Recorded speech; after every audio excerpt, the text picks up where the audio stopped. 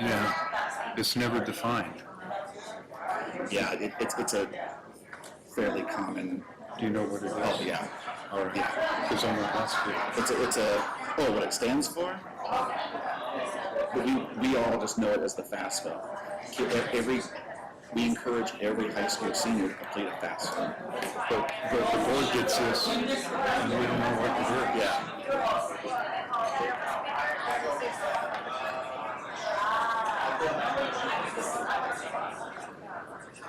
And they have a misspelling? They do? Yeah, I put in my note right here, senior. I didn't see it when I... Senior. That's them, right? Yes. No, we don't. Okay. Is it possible to do a strike through? Yeah, we can make a motion with the correct... actually, we can do before we sign it, we can have them correct it and then sign it. We've done that in the past. Okay. We don't create it. If it's one we create, we would do it, but if they do it, we don't. Okay. We don't do it.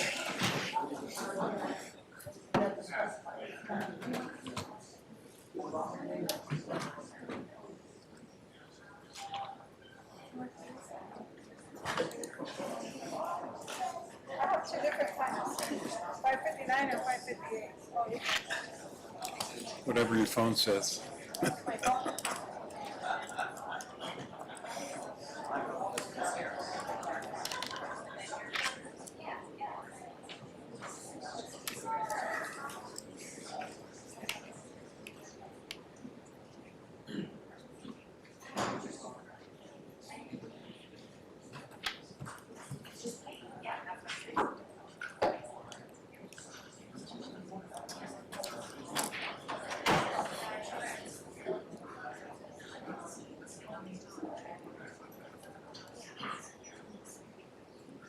Got a full house.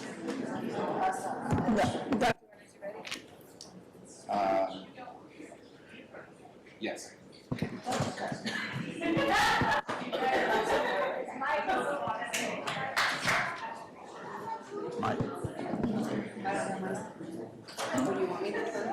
All right. Yeah. Everyone, let's get our meeting started. Good evening. Welcome to the Saddle Mountain Unified School District Regular Governing Board meeting Wednesday, February 11th at 6 p.m. in the Centennial Boardroom. If you would, please stand and join us in the Pledge of Allegiance.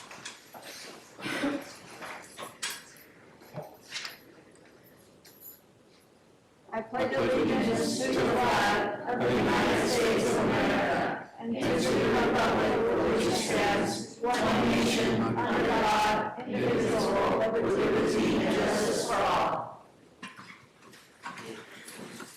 All right, moving on to the adoption of agenda. Do I have a motion?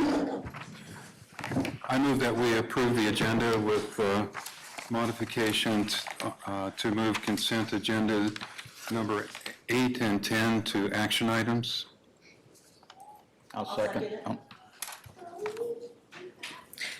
All in favor, say aye. Aye. Aye. Aye. All those opposed, say nay. Motion passes. Okay. Moving on to superintendent news, Dr. Winters. Thank you, Madam President, members of the board. Since our last meeting, I've had a chance to meet with both the 4th through 5th grade and 6th through 12th grade superintendent student advisory councils. The students provided insight into district operations and provided valuable feedback on how we can improve. Back on January 27th, I was able to spend the day at the Capitol meeting with legislators. Myself and 13 other superintendents spent the day discussing unfunded mandates, equitable accountability across all public entities receiving tax dollars, and preserving local control in school district governance. I was asked to serve on a panel at a meeting of the Buckeye Civic Institute. This institute is an 11-week annual leadership program run by the city of Buckeye. It is designed to cultivate proactive community leaders and increase civic engagement. The event takes place tomorrow night. The goal of the panel is for Buckeye Civic Institute participants to understand education in Buckeye and the West Valley. On February 25th, I will be attending the GCU President's Advisory Board meeting, where the participants talk with Mr. Mueller and provide him feedback and input on GCU and how it can better serve the Valley. Our next reunification drill will be March 11th, which is the date of our next board meeting. This time Ruth Fisher and Tonopah Valley are participating. We will begin communication with families in the next couple of days to plan for this event. Once again, the drill falls on a board meeting night, so we will be able to provide a fresh update on how the drill went. March 6th, the Civil Air Patrol is hosting the Skywalker Stargazing Night at Tonopah Valley High School. The event begins at 6, and I have it on very good authority that Darth Vader will be attending the event. And a reminder that we have our first second semester board school visit tomorrow at 1 o'clock at Ruth Fisher. And that concludes my comments for this evening. Okay, moving on to student and staff recognition. Dr. Winters. Thank you, Madam President, members of the board. You'll remember we're a month behind on our staff recognition, so we have lots of people to recognize tonight. We're going to start off with our students of the month. Students, if you're here, I'm going to read a little bit about you, and when we're done, you're going to meet me back there by that backdrop for photos and get your certificate. First of all, we'll start with Tonopah Valley High School. Hayden, if I say your name right, you can correct me, Bergman, 9th grader. That's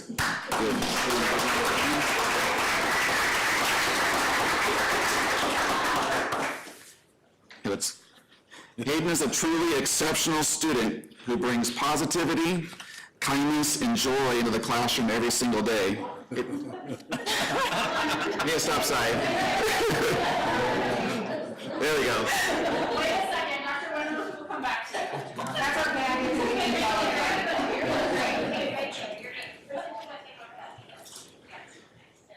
He is consistently polite and respectful, and his great sense of humor brightens the room and lifts the spirits of those around him. We've already seen that.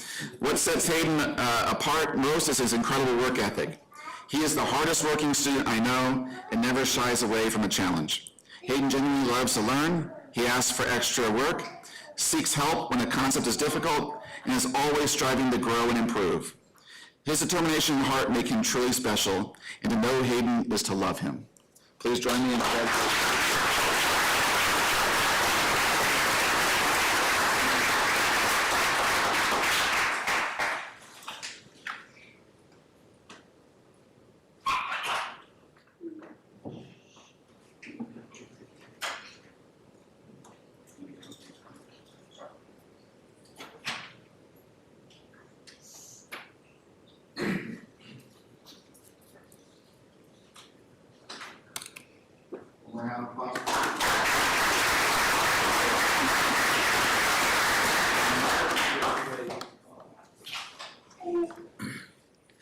Next we have Ruth Fisher, and I'll help me with this name.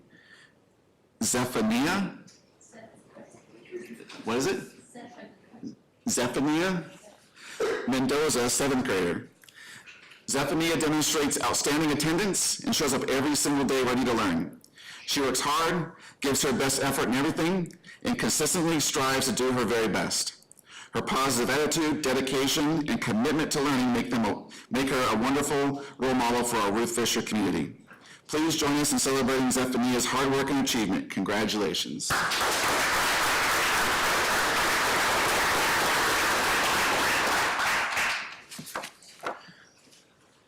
You're not getting off the hook, you guys. Oh, I thought you were...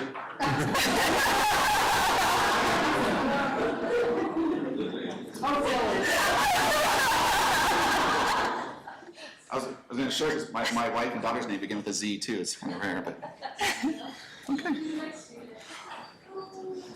I don't recognize you when you're not in your class or selling cookies to me.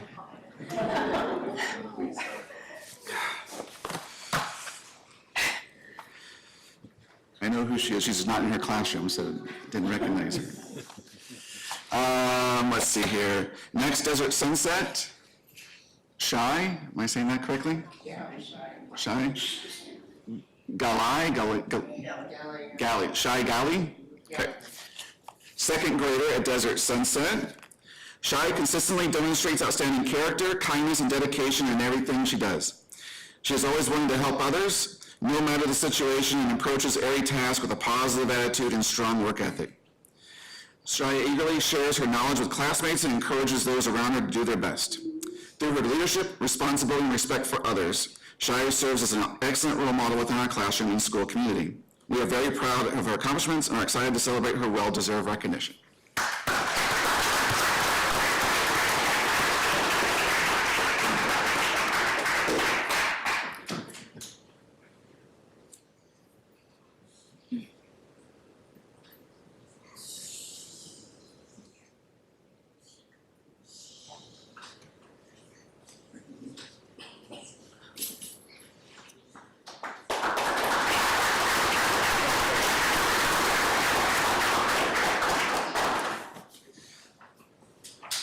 Next we have Tartesso.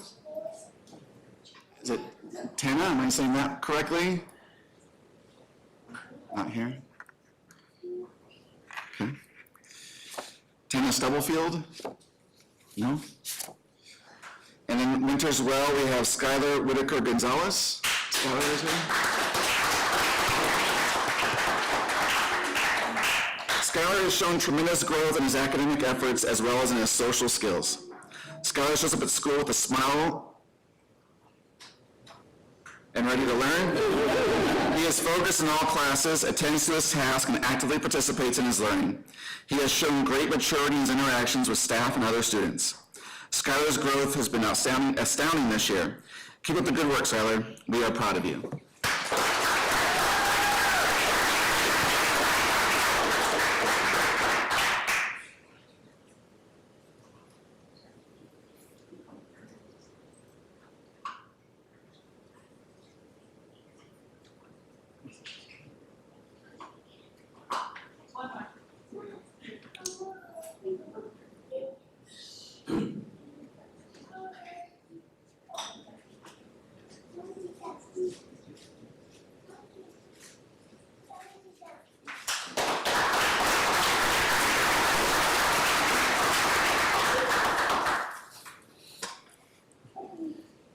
And then Mrs. Thompson is our spelling bee winner here. Would you like to introduce our spelling bee winner, please?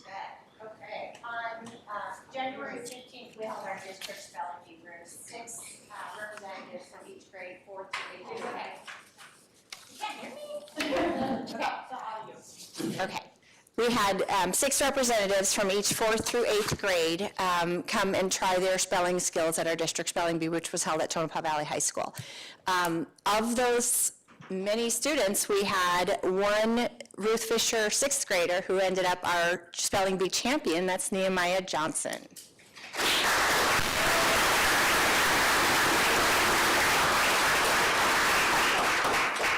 Is he here, Ms. Thompson? Yeah, he's right here. Okay, stand up. I didn't want to make the same mistake twice. I know you're not a teacher at Ruth Fisher.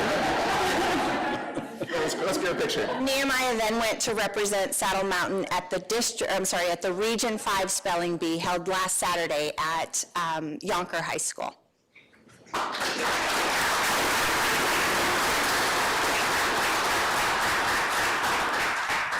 So can we ask you to spell something? Just kidding. Alicia, do it one more time because he looked when she said something.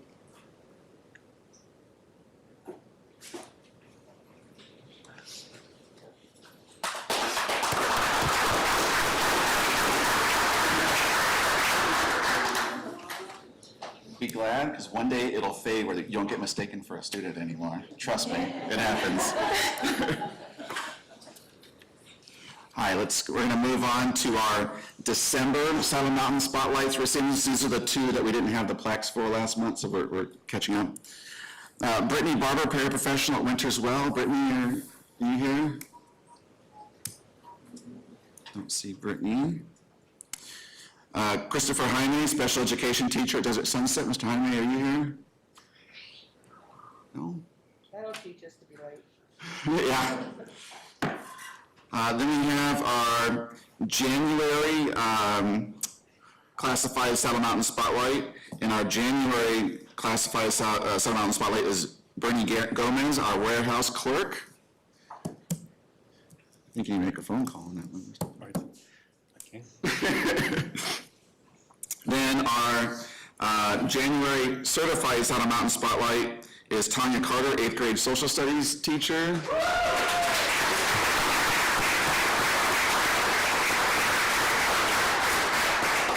Hiding behind Mr. Miller. Ms. Carter has brought a wealth of experience and a vibrant presence to our campus.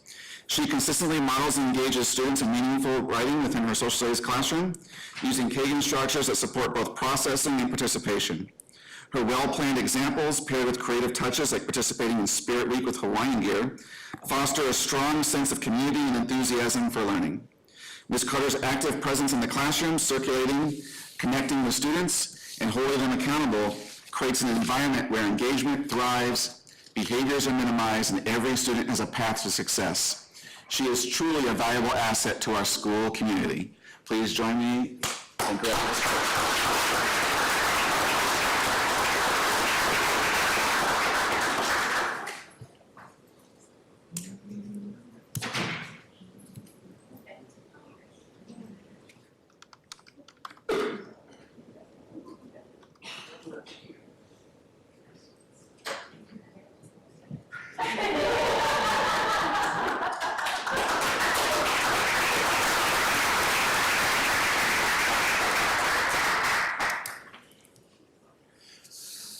Then at this time of year, we also recognize our Volunteer of the Quarter and our Star Award for second quarter. So our Volunteer of the Quarter for second quarter is Miss Jane Shuffstall, volunteer at Winters Well Elementary School, and I saw her there. Out of love for the school her daughter teaches at, Ms. Shuffstall is a reliable volunteer. A retired teacher herself, Ms. Shuffstall knows how little deeds for teachers can make a big difference. She has been helpful by making copies, organizing materials, and in a larger task, she helped to reorganize the library when the school prepared to check out books to students during the COVID closure. For many years, Ms. Shuffstall has been a hidden gem in our school. Her dedication, generosity, and servant heart continue to positively impact both our staff and students in meaningful ways. Please join me.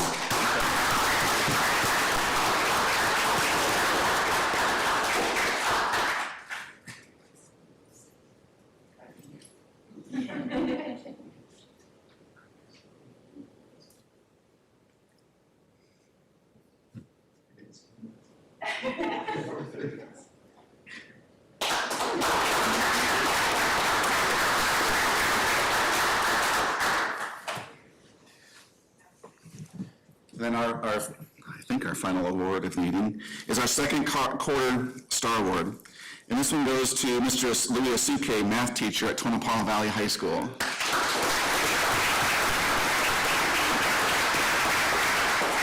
For the past 5 years, Mr. Asuke has been a dedicated member of Tonopah Valley High School, consistently demonstrating excellence in the classroom and an unwavering commitment to student success. His ability to make math engaging, meaningful, and accessible has earned him the admiration and respect of his students.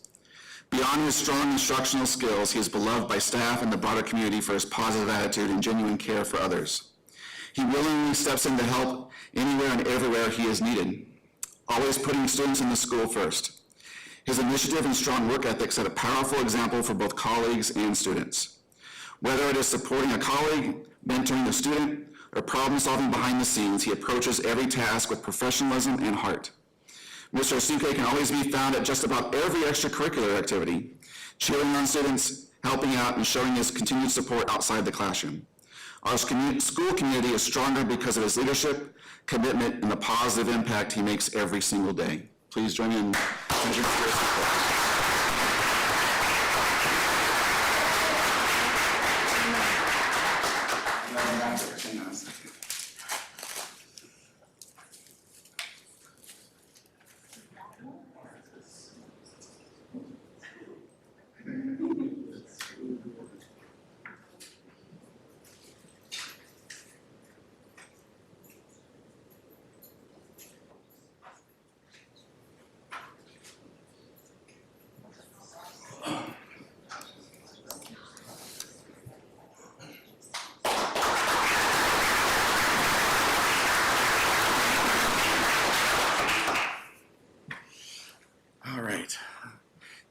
concludes our recognitions for this evening, Madam President.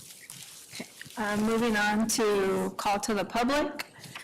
And we do have one, Jane Schaffstall. And I have to read this first. 1 second. Let's hold on. Okay. Members of the public wishing to address the governing board should complete a request to address the governing board form prior to the start of the meeting. Comments are limited to 3 minutes. When your name is called, please state your name and where you live as you begin your remarks. According to the Arizona Open Meeting Law, any matter brought before the board by members of the audience may not be discussed or acted upon at this meeting unless already on the agenda. Personal attacks upon board members, staff, personnel, and other persons by individuals who address the board will be considered out of order unless board policy has been followed. Policies KE, KEB, KEC, KED are provided by the board for disposition of legitimate complaints, including those against individuals. Upon conclusion of the open call to the public, individual members of the board may respond to any criticism made by an individual who has addressed the board. So you will have 3 minutes. Please state your name and your address. My name is Jane Schaffstall. My address is 4949 South 235th Drive, Buckeye, Arizona. Hi. I came today once to get the award, which was awesome, and thank you very much. It's nice to be recognized, especially for one of the things I'm going to be addressing is one of the jobs that I do as a volunteer, the amount of printing that I do for teachers. The district uses beyond textbooks for instructional material, and I know you received a thing, how the teachers go about it, they go to a standard and there's lists of resources they could use. They pull up a copy and they have to make copies of this, whether it's instructional tests, texts, worksheets, assessments, and then they need to make copies for their classroom. I spend hours when I go out there making copies for teachers. Fortunately, I met with Dr. Winters, who was very gracious enough to meet with me back in October, I believe it was, about some of the concerns I had about beyond textbooks, and I appreciate that. And he brought up in the course of our conversation that the district uses to get their mass printing done. There's a contract with the local prison that can make copies, and I thought, what a great idea. What a burden would be taken off these teachers if they could have their copies made for them, if they didn't have a volunteer, or if during their prep time, which is frequent, the copy machines are broken, that there's not enough paper available. So I'm assuming if the district is using it, it must be cost effective. So what I'm hoping is if you could look into getting a print copy sheet that the teachers could fill out what the paper was, how many copies they needed done, 2-sided, 1-sided, a whole thing, submit it to the prison print shop, and the teachers could get their copies made that way. I understand the turnaround might be a few weeks, a month, but your teachers are well organized. These teachers are amazing. And if they could turn at the end of the summer copies they needed for at least the first quarter, wow, what a huge burden that would take off of them. So that's something I would hope that you could look into for your teachers. The second thing I wanted to talk about is funding. Arizona's got this great, well, they should fund schools, but they have this great program where parents, grandparents, teachers can contribute to a school district through the Arizona Tax Credit Program. Individuals can do $200, married couples $400. In the course of my investigation in this, I found that these funds can be used for extended kindergarten programs. And I know that that's an issue that we're looking at. As a matter of fact, according to the Public School Report, Arizona Department of Revenue of 2024, extended kindergarten programs in the state of Arizona receive $733,080. And this is something that our district should really start promoting. Currently, last year, we had $10,000 that were funded into our district through this program. The previous year, I believe, was $17,000. The top 15 districts in the state The first 7, I believe, are over $2 million they received from this program for their district. The next 4 is over $1 million. The rest in the top 15 are above $700,000. I believe Dr. Winters, his last job was at Madison, am I correct? They received last year $763,279. We could really tap into this funding. We need to get that program out there through emails. I know that Ms. Walker at Wintersville, she's putting the information in the kindergarten roundup packet, which she's making copies herself, but that's my first issue. Something we could get out there. We could do this. We could get that $360,000, $1,000 that we need for extended kindergarten just through this program. I mean, get the signs out there, get people talking. Best fundraiser ever. You give $200, you're not gonna get back that frozen cookie dough. You're gonna get that $200 back. And I believe, and I'm not gonna say for a fact, usually I know my facts, but I'm never gonna give anybody tax advice, but I believe you can donate that $200 now for last year's taxes. So you could get it back like that. I mean, promote it that way. Promote it as a fundraiser. Promote it as, do you want to tell the state where you want your money to go? And we want it to go to the school districts. We want it to go to our students. I mean, this could be huge. And I'm willing to stand on a street corner with a QR code to let people know how to do that. So, and I personally plan on doing it when I get my taxes done. I think that's my 3 minutes. Thank you very much for listening to me. Ms. Shefsall, your phone. I've been tracking that.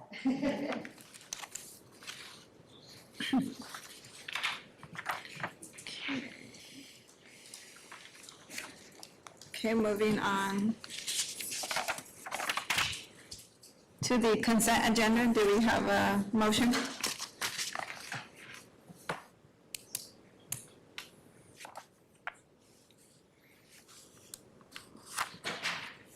I was gonna let you do it. You had, I wasn't sure. Yeah, I move that we approve the consent agenda, recognizing that items 8 and 10 have been moved to action items. I'll second it. Any further discussion? Aye.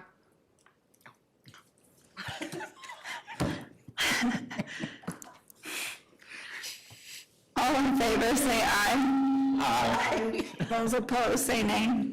Anxious. Or aye. All opposed, say nay. Motion passes. Okay, moving on to reports, information, and discussion items. Our first one is the budget report. Dr. Winters. Thank you, Madam President, members of the board. I will turn it over to Ms. King to update our current standing with our budget. President, the board. Do you have the mic, Ms. King? Oh.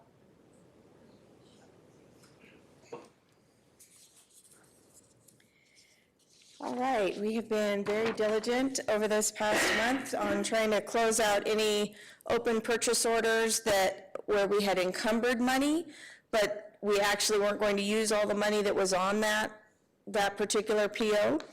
So we've actually been able to increase our budget capacity slightly. So as you can see, our maintenance and operations at this time, we have a budget capacity to get us between now and June 30 at $720,000. We're at about 2% left on the budget as opposed to last month, which I believe we were a little bit tighter. We were down closer to the 400,000 range. So I think that the team, and by team I mean the whole district, all of the school sites have been working really hard on identifying need from want and then moving from there. It's been really quite the team effort. For unrestricted capital, looks like we have about $710,000 left. Now for that, it's a smaller budget to begin with. As you can see, we started out with 1.9 million, and so we're at 37% left of budget capacity. Adjacent ways, as you recall, we were requesting the adjacent ways in anticipation of the bond passing and possibly building those schools, in which case we would need the money for the fire lanes. So the money has come in. The adjacent ways is very restrictive, so we cannot touch it unless we're using it for fire lanes. There's a couple other reasons we can use it, but for the most part, just think of it as if you can't use it for an emergency vehicle, assume we can't use it. So that's how that works. Going on, we've got our bond building. We're continuing to finish up some of the projects that were started over the last year or two. And then federal grants, that has continued to come through. And we now have our carry forward from last year. Some of the grants were not spent all the way to zero, and we were able to capture our carry forward on our federal grants. And so you'll be seeing that over the next month or two. We'll be adding that to the budget. We just have to, I didn't add it, I'm not adding it until we have full approval with our revision to ADE, because there's no point in having a wish list. It's much better if you just wait till everything's approved and then stick it on the report. Classroom site fund continues to be doing well.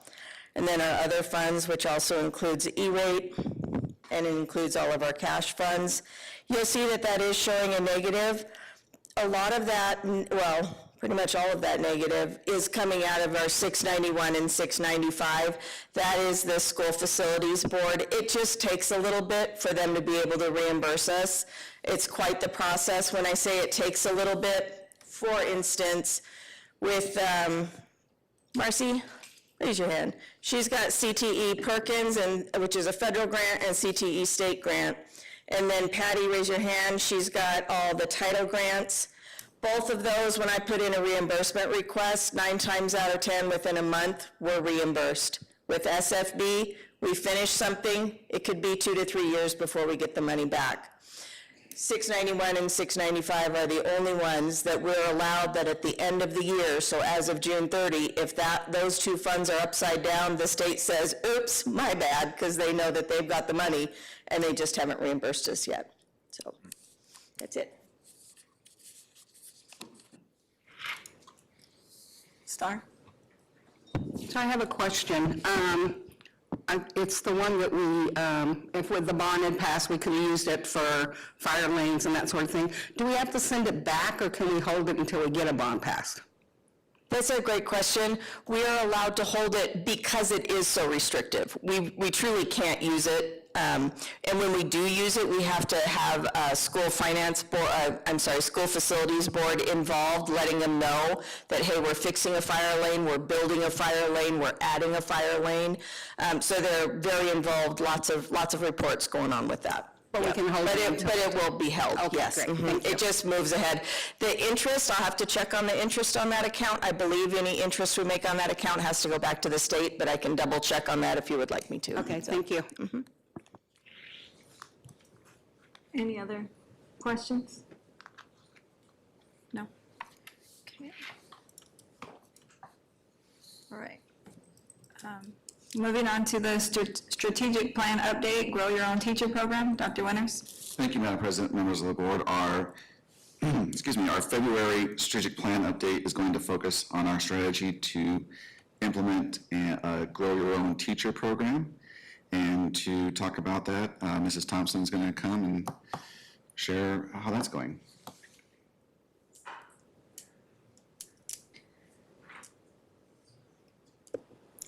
Madam President, members of the board, thank you for giving me this opportunity. I'm extremely excited about our West Valley Pathways to Teaching Partnership.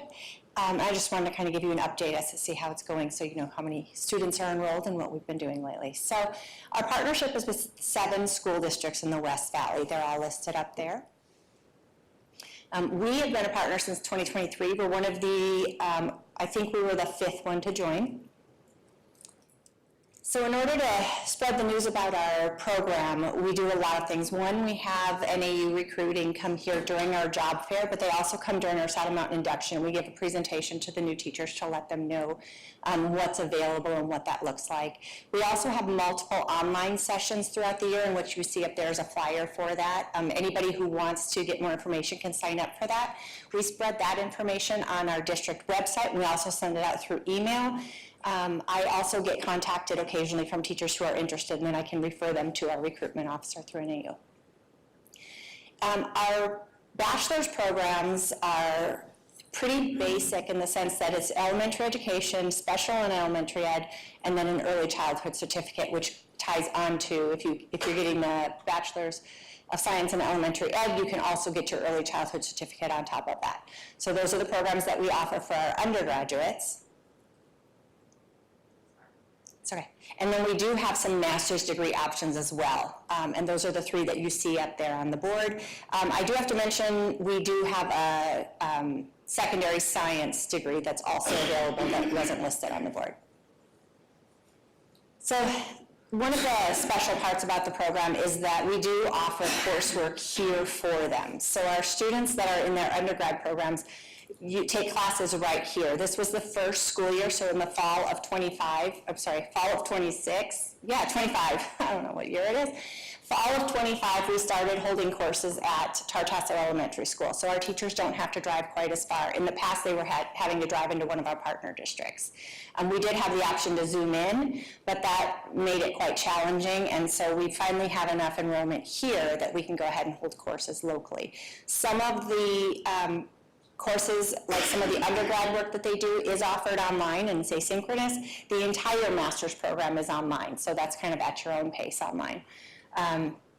We do have small class sizes. I believe the cohort that's going through some of the classes right now at Tartasso has 11 students in it, which allows us to give very specialized individual attention to support our students. Most of that is made up of Saddle Mountain teachers in that particular cohort. We have a couple from Buckeye L also, because we're so much closer to Buckeye than it would be for them to drive into. So we have a couple from Buckeye L who join us at Tartasso.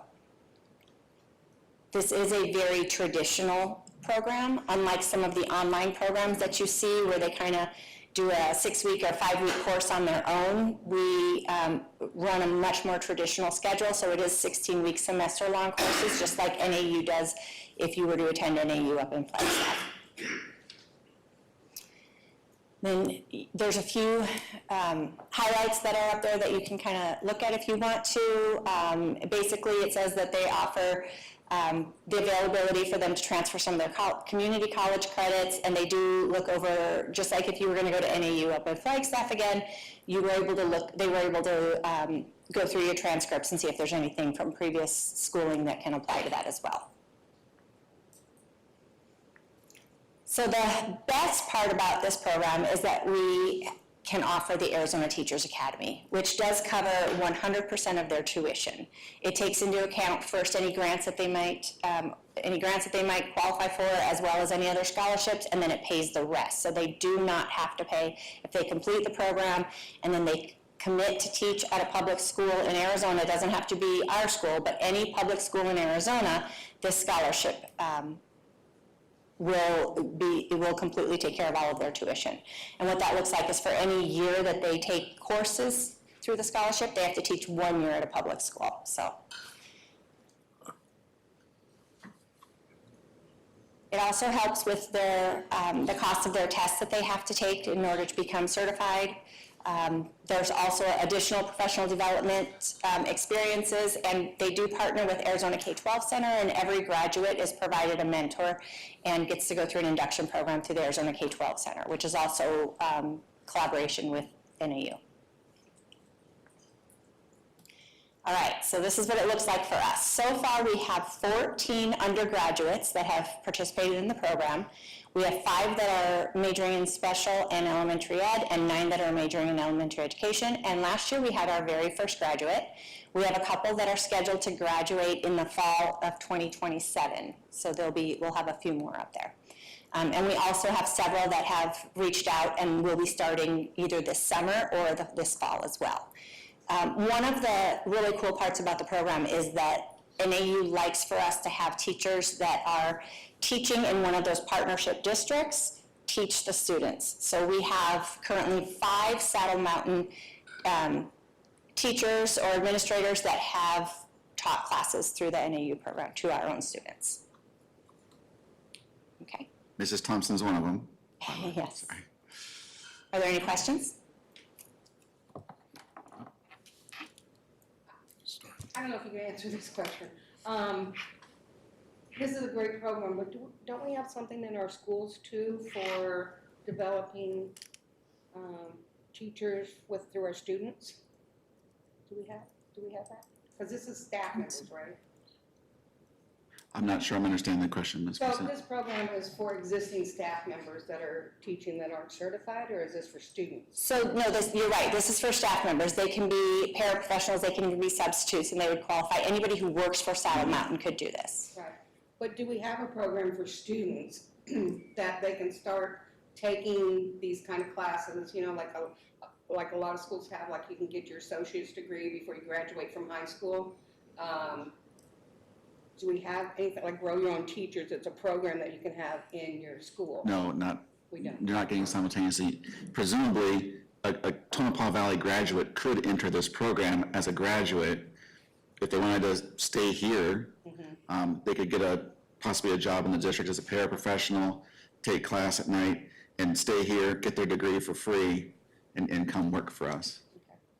Thank you. You bet, thank you. Okay, moving on to action items, school reconfiguration. Dr. Winters? Thank you, Madam President, members of the board. I know this is confusing, so I'm going to do my best to explain it. And Mr. Kilbourne, if I need your help, you're going to help me out, okay? So, because I got lots of emails about this in the last couple days, because it is very confusing.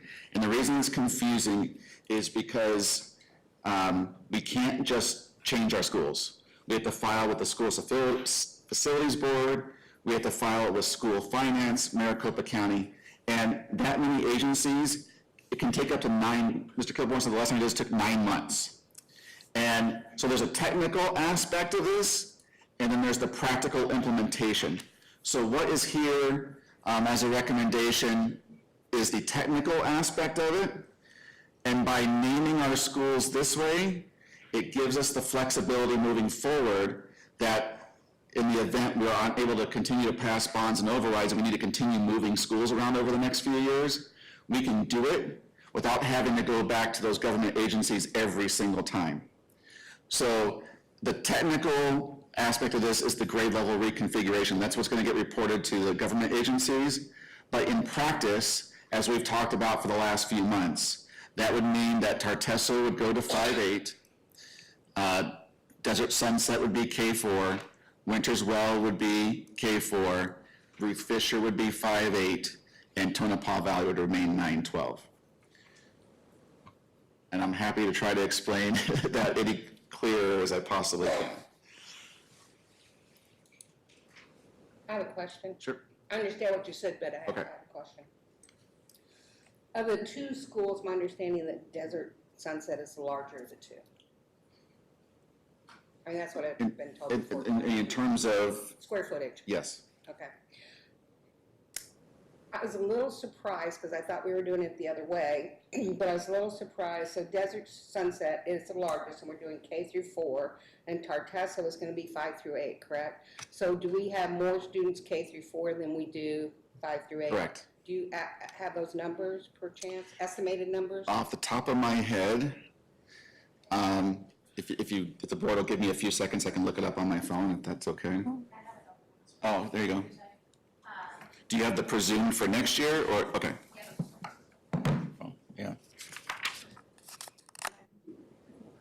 Thank you, because I'm the one that can't hear. So next year, the proposed number at Winters Well is 560, Desert Sunset, 725, Tartesso, 554, and Ruth Fisher, 475. Does anybody else want to ask before I ask a second question? No. Go ahead. Okay. So what was the population at Winters Well and Ruth Fisher before we do this? I don't, Winters Well is a little over, it's I think 709 off the top of my head. I mean, currently for this year, yeah. So right at this exact moment, so Kevin Coburn, thank you, sends the numbers every week. So 765 at Ruth Fisher, 870 at Tonopah Valley High School, Desert Sunset is 620. Tartesso is 326. And Winterswell is 711.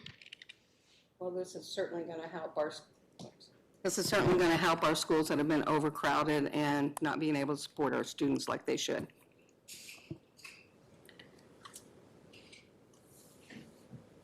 Dr. Winters, I know I already asked a question, sorry. I had already asked you before, but it was a parent that had asked about their students in special needs programs at Ruth Fisher, if they were gonna go to their home schools, or how you would handle that.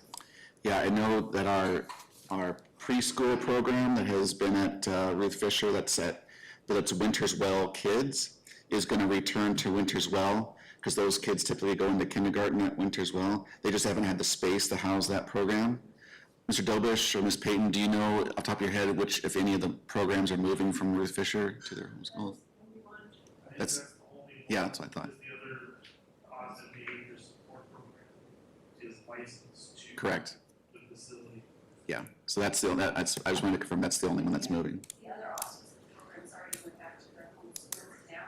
So we only have six 12 at the Fisher currently working the autism program. The rest are back at Desert Sunset, Richmond. And Winterswell. Yeah. So 6 through 12th grade autism will stay at Ruth Fisher, and then PBS as well, because it's licensed at Ruth Fisher? Correct. Okay. Thank you. I have a couple questions. The principal assignments will stay the same, I assume? From my perspective, yes, unless somebody springs a resignation, that I assume as of right now that they are remaining the same. And is a specific motion required to satisfy these other agencies? It would be that recommend the board approve the reconfiguration as proposed, would handle what we've proposed there. Yes, Ms. Marson. Sorry. Go ahead. So my understanding is special need classrooms that are already at Desert Sunset will stay there. Is that correct? And the ones at Tartessa will stay there? Our life skills and that sort of Do thing? you remember? Yeah.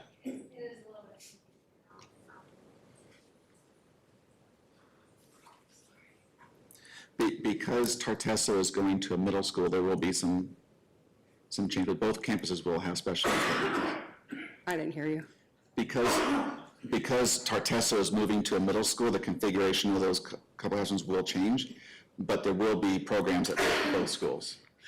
I'm just wondering, because I know, having subbed at both those schools, that the classrooms at Desert are much more well-equipped to Yeah. house some of our special need classrooms. So I just want to make sure that what we have now is not moving. Then the staffing reflects that. Okay, thank you.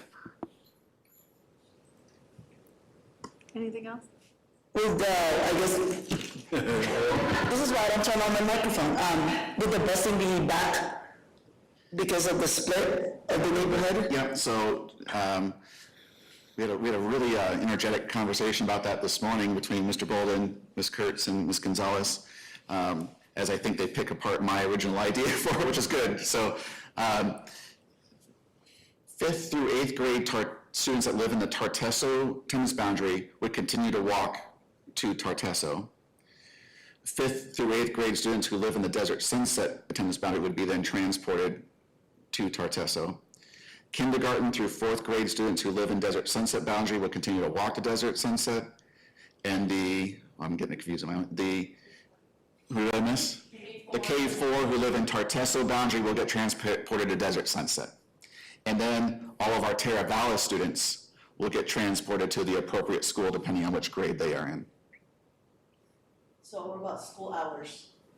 Right now, we are planning Desert Sunset and Winterswell to remain the same at 7 to 3, so our elementary schools, and then our middle schools both being 8 to 4 as Ruth Fisher is. So really the only change would be our Tartessa would go from from 7 to 3 to changing to 8 to 4 to just keep in line with the middle schools. And we have been talking about just started talking about high school today. So when I say right now, this is the plan, but we are having daily planning conversations. So right now, that's what the plan is.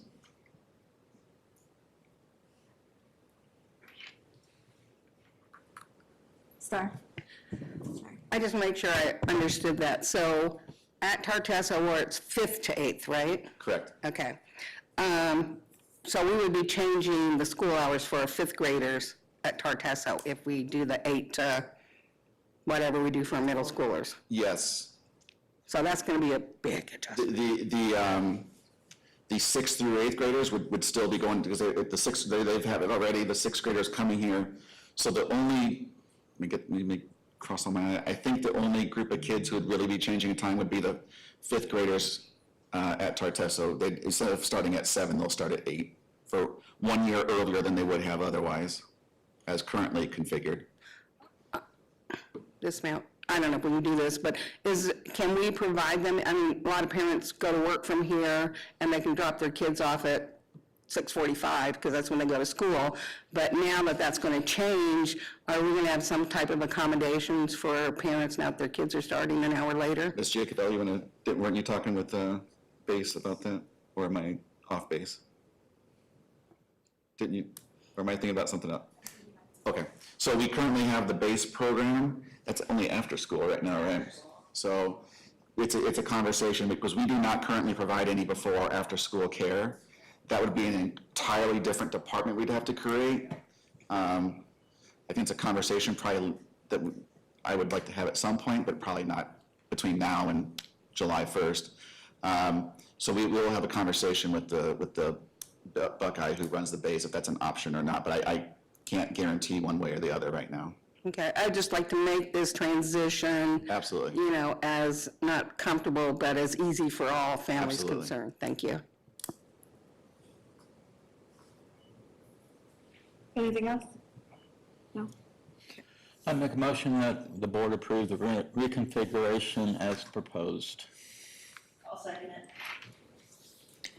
I'd like to make one final comment here, and just so everyone realizes that the board had a study session on this, so there was a lot more conversation than just this, and it is driven by the lack of the override to make these type of decisions. Can I make another comment? And I think if you look at the numbers that we presented, the before and after, 2 of our schools have been absolutely bursting at the seams. We've got classrooms in the library, we've got classrooms, I don't want to say in the closet, but almost. So doing this without having the override pass and the bond pass, I mean, short of just cutting every elective we have and getting rid of kindergarten, I said we really don't have an option here. So I wish it was different, and maybe it will be after this year if we pass. Okay. So we have a motion. Paul, you did the motion. You have that, Alicia? Yes. Okay. The first and the second. Okay. All in favor, say aye. Aye. Aye. All opposed, say nay. Motion passes. All right. Moving on to the second item, action item, renaming of schools. Dr. Winters? Thank you, Madam President, and members of the board. Had the vote gone differently, we wouldn't have had this item, but since that item passed, again, this is a very technical item with all the government agencies. So the recommendation here is to, can you go to the next one, Alicia, please? Is to rename the schools. So Desert Sunset School, Tartesso School, Winters Well School, Ruth Fisher School. Like, this is a technical thing. I don't know that we'll do a lot of like changing the marquee and things like that, because as Mr. Blackson and Ms. Mark stated a moment ago, these changes are in direct response to the failure of the bond and the override.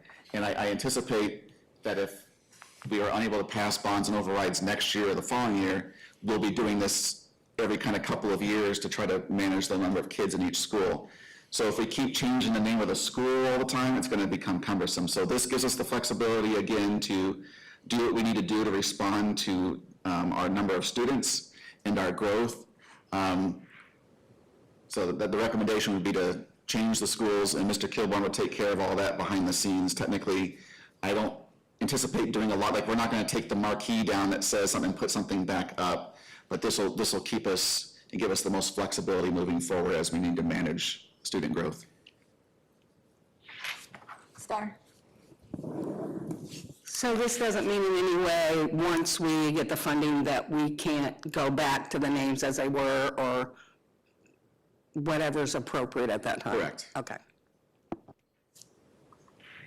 So since we're changing names, I'd like to see us correct Winners Well and remove that apostrophe.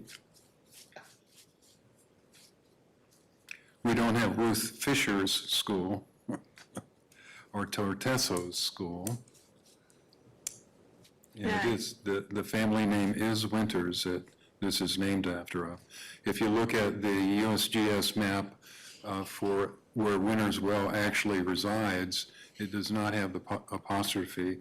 And if you go down Siloam Highway and cross Winters Wash, it does not have the apostrophe. So I'm suggesting that at this time, we don't need to change marquees and things, but perhaps correct the grammar. And just for the record, it's pure coincidence. My family has nothing to do with it. It's just sheer coincidence. Any further discussion, comment? Albert Winters will be very proud of you, Dan. Albert was the original homesteader. So I would recommend that if we're going to make a motion, that we amend the motion to say to approve the renaming the schools. Yeah. Do we have a motion? I'll do it.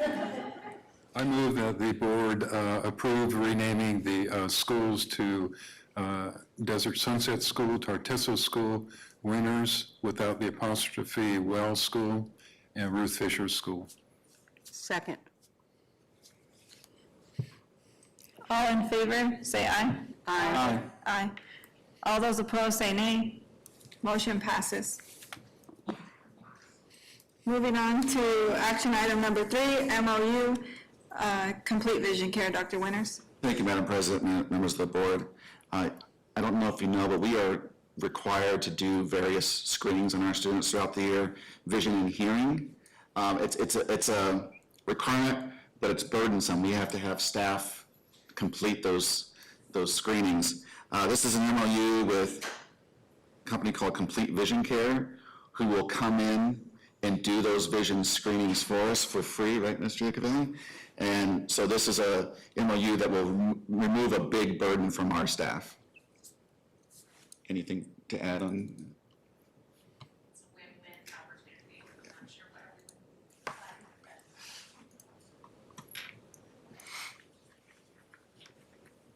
Star.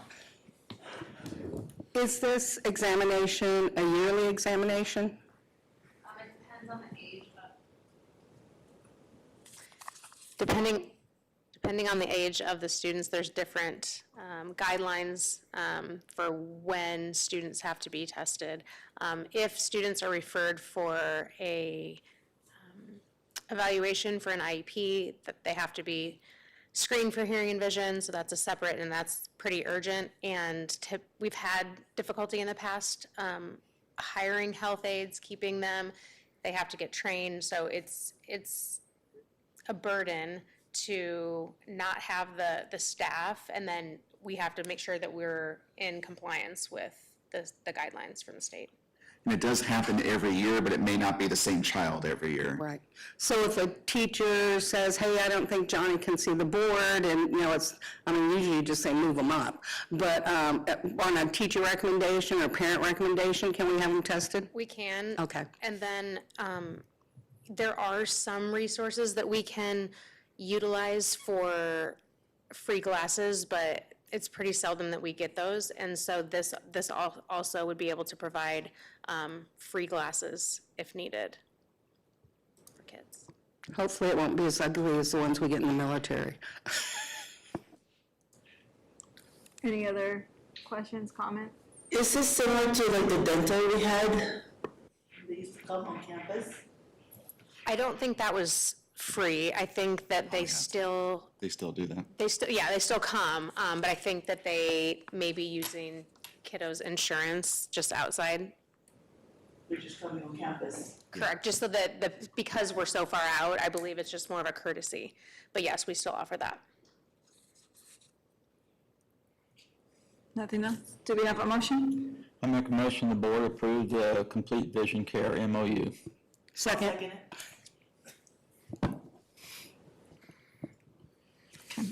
All in favor, say aye. Aye. Aye. All those opposed, say nay. Motion passes. Moving on to action item number 4, Department of Emergency Management. Dr. Winters? Thank you, Madam President, members of the board. This is a requirement sent to us from the Department of Emergency Management Resolution, Management, or DEMA. Somewhere in the past, the board resolved to have the previous superintendent as the contact for any DEMA action. They recently discovered that it's been 4 years since the superintendent changed, so they needed to have a new resolution naming myself as the contact and Ms. Giacovelli as the alternate. And so then if we need to access the Department of Emergency Management for any reason, her or I would be the people that the DEMA would work with. So there's a resolution there from the board, and then the 2 documents that we will submit to them with the information needed. And I'll try to, it's a new one for me too, so I'll try to answer any questions to the best of my ability. Any questions? I make a motion and we approve the Department of Emergency Management resolution. A second. All those in favor, say aye. Aye. Aye. All those opposed, say nay. Motion passes. Okay. Moving on to action item number 5, adding a para level 1 to Desert Sunset Elementary School. Dr. Winters? Thank you, Madam President, members of the board. Hopefully you've noticed in the last few weeks in the weekly report, our student enrollment has started to go up again. We're up 45, 49 students, something like that in the last 3 weeks. And at this point, that has taken the kindergarten numbers at the 3 Desert Sunset classrooms to 29 per class. And at that point in our policy, we are required to intervene in some way. We hire a teacher, we provide paraprofessional support, aimed at trying to reduce the adult to student ratio in the classrooms. As you know, looking at the budget did get a little bit better, and also with the increased enrollment that hopefully will increase a little bit more, right? She's looking at me like, oh. So we could use M&O for that expense. However, we will also look at other funds. We have at least 3 other funds we could pay for that for if we don't feel comfortable using M&O. So if we didn't feel comfortable bringing this to the board for approval, we wouldn't do that if we didn't have a way to comfortably pay for it. Also, while approving the position, it doesn't mean tomorrow we're going to seek to hire. We are going to kind of keep an eye on those numbers for another few days to make sure they are stable and that we don't lose 5 kids and then we don't need the position anymore. So it won't be an immediate addition, but at least we'll have the ability to hire that position when those numbers are steady at that level or continue to rise. What other 3 funds would you be able to use? We have classroom improvement, right? Instructional improvement, classroom site fund, or results-based funding are the other 3 funds we could possibly use to fund this position. So what are we waiting for? I mean, you're saying wait a couple of days, a couple of weeks, a couple of months. I mean, 29 is a lot for a kindergarten classroom. Oh, absolutely. I would probably wait until Friday. We will see where the numbers are at. Because they have shut up. Sometimes I just don't want to move too quickly. I want to be pretty certain that we are at. And then that'll give them at least one other adult to help. And then we'll continue, if they continue to gain kids and that's 32, 33, we might come back in a month and ask for something else. But as of right now, we'll start with the one position. Yeah, that's kind of a no-brainer for me if you've ever subbed or taught in a kindergarten classroom. Yeah. Any other comments or discussion? Do you have a motion? I move that we approve the adding of a level 1 paraprofessional to the kinder at Desert Sunset. I'll second it. All in favor, say aye. Aye. Aye. All opposed, say nay. Motion passes. Now, moving on to, President Amaral, just a reminder that we have consent agenda items 8 and 10 as action items now. yes. So we will move on to the two items, action items pulled from the consent agenda. The first one, contract work agreement, language, FYI 2526, Dr. Winters. Thank you, Madam President, members of the board. These are pretty standard contract and work agreement language. Other than the dates, there's been no changes from what they were last year. I'm happy to answer any questions. I actually asked that we address this separately. As you know, there's been teachers that have signed these contracts and unfortunately have left the district early. And right now, the penalty is $2,500. And I'd like the board maybe to consider raising it perhaps to $3,000 in the contracts. Stop. I don't know that we get the 2,500 now, do we, always? We have a fairly high success rate of obtaining, and then it's not always 2,500. So for example, an employee who resigns today, Right. it's 1,500, because it's proportional to how much of the remainder of the school year there is remaining. But we do a pretty good job of recouping those funds. The advantage is that we set it up 15, 16 years ago, $2,500 was a bigger, compared to the teacher's salary as a percentage was a lot more, so I can see going to 3,000. Mr. Blackson and Dr. Winter, sorry if I can interject. Just a reminder that those amounts are in board policy as well, so if we're going to change it in the contract, it would be a revision to the policy, which for, It was just in Yeah, we're the chapter going 4. through right now, yeah. Yeah. so just, We can change just our a heads up, policy. correct. Is that policy or procedure? That was procedure. It's fine. We can change it. We got time. While she's looking it up, can I ask another question?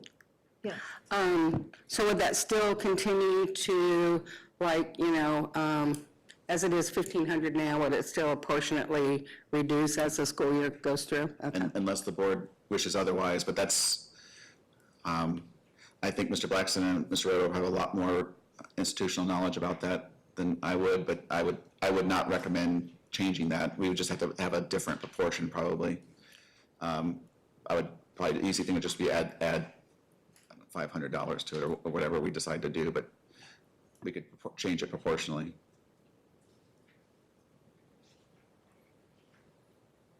Any other comments? While we wait? Sorry, I'm looking through paper, not digital. Okay. But that would be one reason. I mean, that's our specific policy.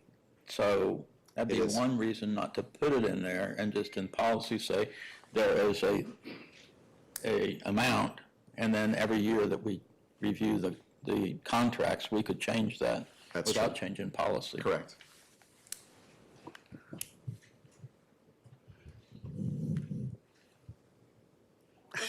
So on first thought, I think I'm against raising that, just to give my thought on this. Just because, our teachers leave for so many reasons, and I know we look at that, but, and we might think that 2,500 is not a large amount, but based on what our teachers make, 2,500 is a lot to me too. So I would not agree with, my personal opinions, I wouldn't vote to increase it to 3,000, and those are the reasons why. At one time, there wasn't any, and my argument is a contract should be a two-way street. And the thing is that we hire them for a year. If we decide we don't need them or something, we can't just let them go. We have to pay them out the year. But what was practiced is they would leave and we wouldn't get anything. And my thing is, your mother's not doing well in Florida and you're thinking about, going back to take care of her, but if there's a $2,500 or $3,000 penalty there, you say, well, I think I can make it through May, she's not that bad. So that's my argument is that, and the other, from the student standpoint, I think it's major when a teacher quits in the middle of the year. I was just going to state that the teacher turnover significantly hurts our students and in the classroom, and the change, just like with administration, when it continues to keep changing, they create relationships. And also just like in the middle of a class, when you have a new teacher come in the middle of it, that really hurts, like whether that teacher grades a certain way or how they teach too. It affects our students. So I think having the 3,000, we're also protecting our students from people just coming and being halfway in the door. Another, I guess, aspect is we've lost CTE classes when the teacher leaves. We have to wait until the next year or the year after to bring it back. So I would support increasing it so that our students aren't left without teachers and programs. Just, members of the board, it is a procedure. It's not a policy, technically, it's a procedure. Okay, good then. So if the board voted in favor to increase it to 3,000, then you would in turn change your procedure at the same time? Correct. Can I make one other comment? Yes. Do we really think $500 difference is going to make a difference on whether a teacher, is that going to make that much of a difference? We're probably not going to find a teacher anyway, but I don't want to say that. But it'll be hard to replace a teacher, and I get that. But, I mean, why don't we raise it to $4,000? I mean, I guess my point is, I don't know that $500, and I'm not saying raise it to $4,000. I'm just saying that I don't think $500 is going to be that much of a difference, and it just puts, and maybe it's right to put the burden on the teacher that's leaving, but I have a tough time with that. May I interject? We can't vote on the raising of that tonight because it's not the actual agenda item. So it would have to be a vote to either table this until a later time. March. And members of the board, if we tabled contracts, it would severely hamper the district in moving forward with the year. No, I disagree. On the agenda is contract work agreement language, not the amount. What here is proposed, and I think the board can rewrite the whole thing and still, the agenda is contract language, not the exact numbers or wording of the contract. Dan? You're the parliamentarian. No, I'm comfortable that we can change it based on what the agenda is. And I think you're right, but I think the word language is what saves us. If we want to change the language of something, if it just said approve employment contract and work agreement, I think she would be correct, but because we have the word language in there, I think we have a little bit of leeway to change language. And they need to include that in the motion? Yes. Okay. Any other discussion?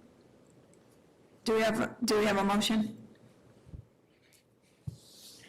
I'll move that the board approve the contract work agreement language for fiscal year 25-26 for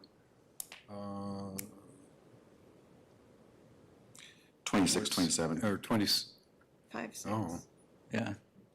Oh, it's two different dates. The recommendation is, Okay. for fiscal year 27, Yes. and for certified and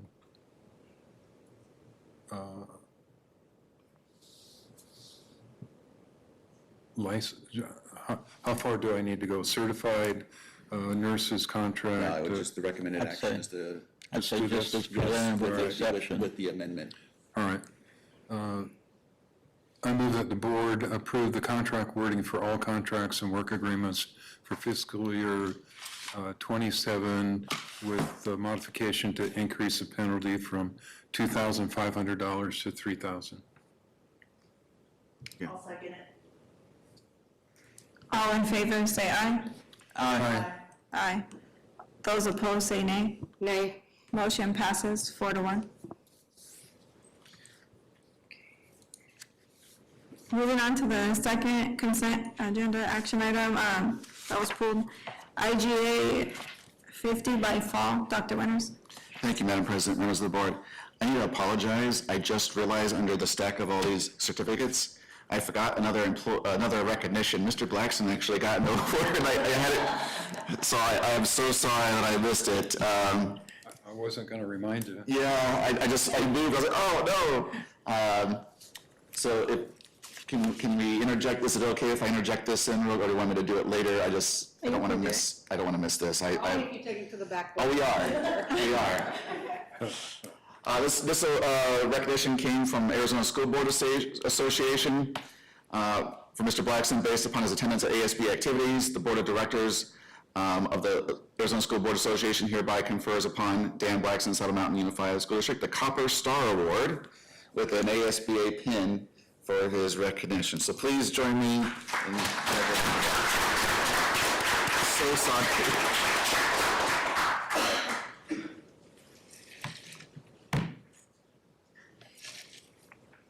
I didn't do it on purpose.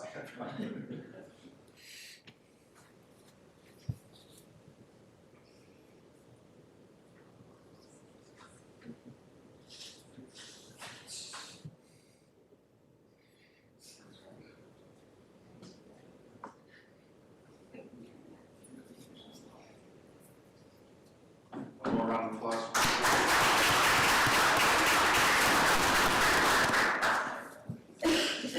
I'm trying to remember, Dan, how many hours? It doesn't say on there. Oh, it's like 200 and something. It's quite a few. It's a large amount, for sure. I'll see if I can find out, because I'm curious too.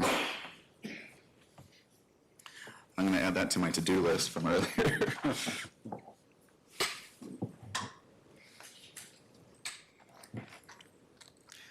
Sorry about that, Do I need to restate it?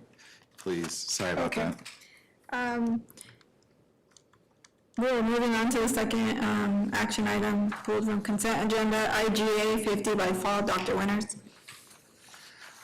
Thank you, Madam President, members of the board.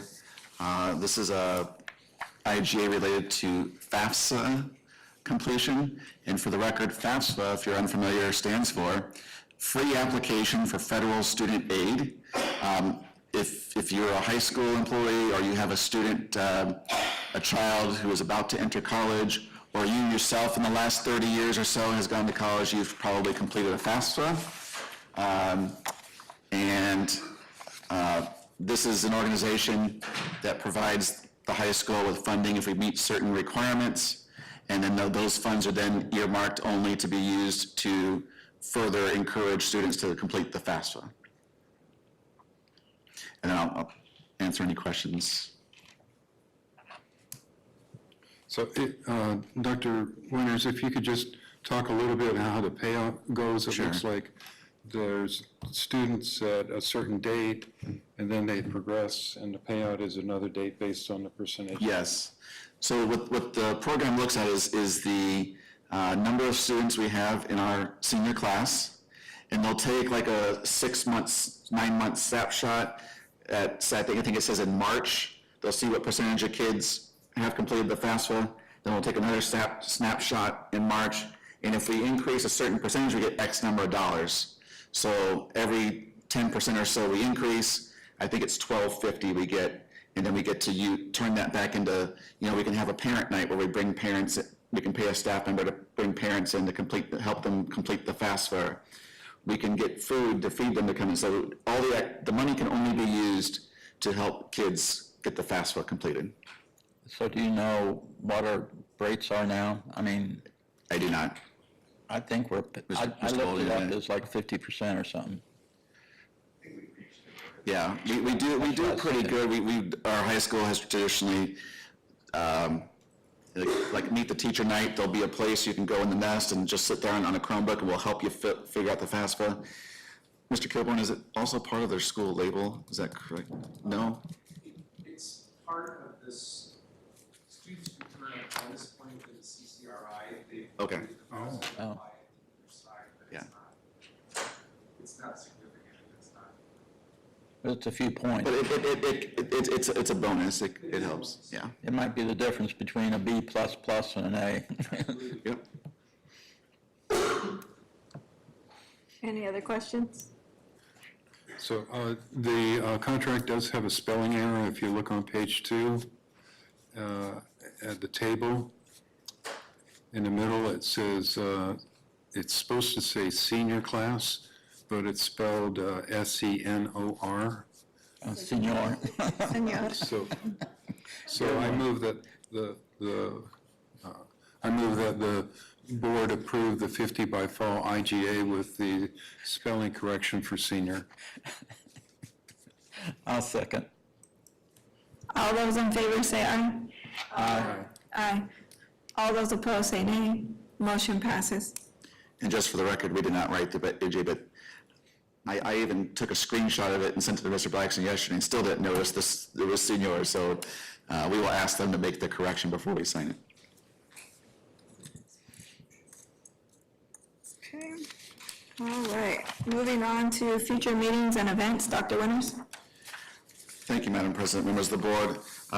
Earlier in my comments, I mentioned several of the upcoming events that I personally will be participating in. And then just a reminder that our next board meeting is March 11th. We're going to start at 3 o'clock again for the Chapter 5 review. And we'll hopefully complete our policy revision review by then. And you said March 6th for CAP, right? Yes, Okay. yes. And there will be a special guest. Don't ask me how I know, but I do know there'll be a special guest. All right. Moving on to Will the superintendent be there too? Or just Darth Vader's the Just only one? Darth Vader. Okay. Star. I just want to mention that we're going to be visiting our schools. I think tomorrow is Ruth Fisher, and we'll be visiting all the other schools receptively, I think within the next 2 weeks. Next couple of weeks or so, yeah. Oh, shoot. So, let your kids know, we'll be watching them. Not really. 1, 2, 3. Site visit. Okay. Moving on to board comments. Any board comments? Star. I feel like I should just leave it up there, but, so I am actually going to be missing the next 2 board meetings because I'm going to Alaska on March 4th to help my sister out with a business. And so I will be participating telephonically. And yes, we do have phones in Alaska, so no igloos. So I will be participating that way. Hopefully I'll be back in May, but I do have a grandson that's graduating up there in May, so I'm not sure when his graduation is, so we'll play that by ear. But thank you. Any other board comments? Okay. All right. Moving on to executive session.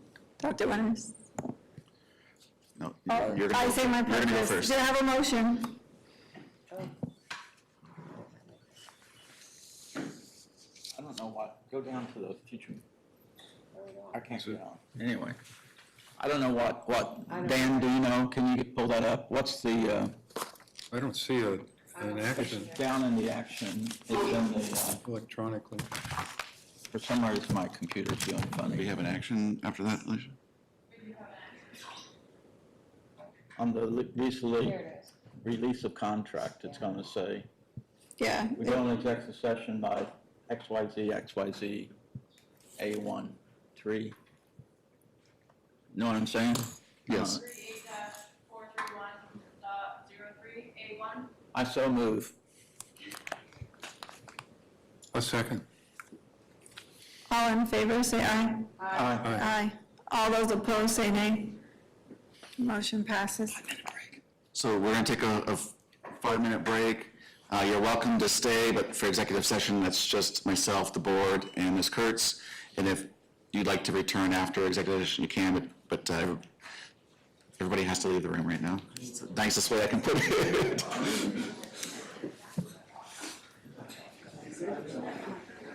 It's not on our screens.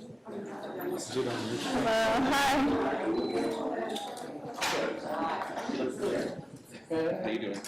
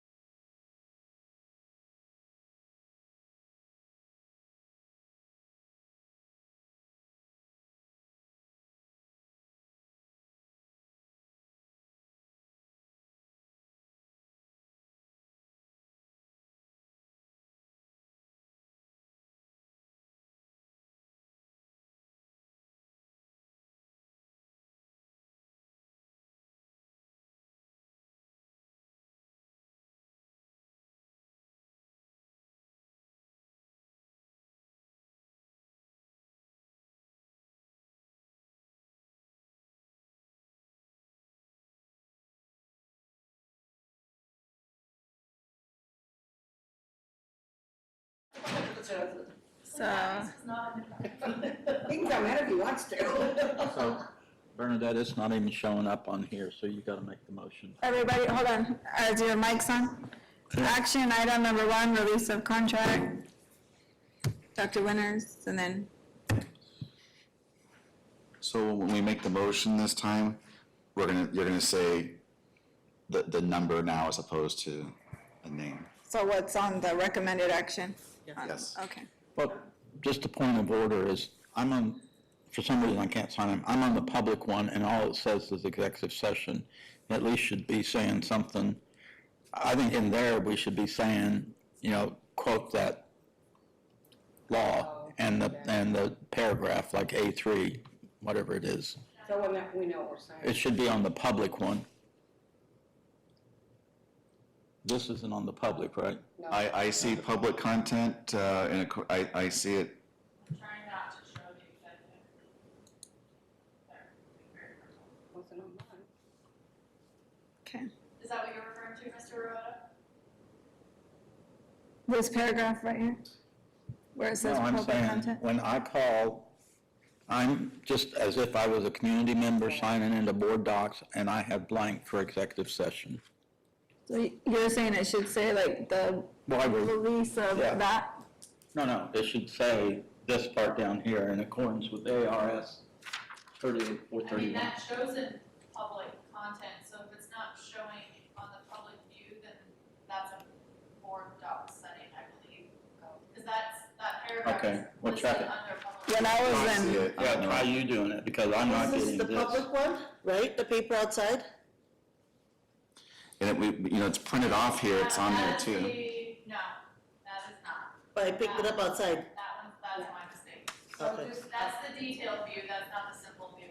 oh, The simple view says something different. Okay, because this was outside, Yeah, I will grab it, or I will not make that mistake again. That's Yeah. my mistake. because it has the name on but that when one. I look, if I go under board docs, I can see it.